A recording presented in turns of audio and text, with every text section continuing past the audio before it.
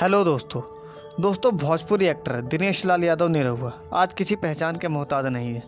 उनकी हर film box office पर superhit होती है। लेकिन दोस्तों, क्या आपने कभी भी दिनेश लाल यादव निरहुआ के फिल्मों के नाम पर ध्यान दिया है? यह अपनी फिल्मों के नाम के पीछे हिंदुस्तानी शब्द का प्रयोग क्यों करते हैं? आपको नहीं पता? चलिए मैं इस वीडियो में बताता हूँ। दोस्तों, दिनेश लाल यादव निरहुआ की सोशल मीडिया पर तगड़ी फैन फॉलोइंग है।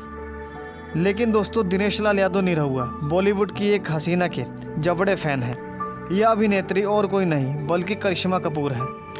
दोस्तों, जब निरहुआ अपने स्ट्रगल के दिनों में थे, उस समय आमिर खान व करिश्मा कपूर की एक फिल्म आई थी जिसका नाम था राजा हिंदुस्तानी। दोस्तों, यह फिल्म दिनेश लाल यादव निरहुआ को इतनी ज़्यादा पसंद आई कि इन्होंने अपने नाम के पीछे हिंदुस्तानी शब्द को जोड़ना शुरू कर दिया और अपने नाम के पीछे इस शब्द को जोड़ना इन्हें बहुत ही ज़्यादा पसंद है।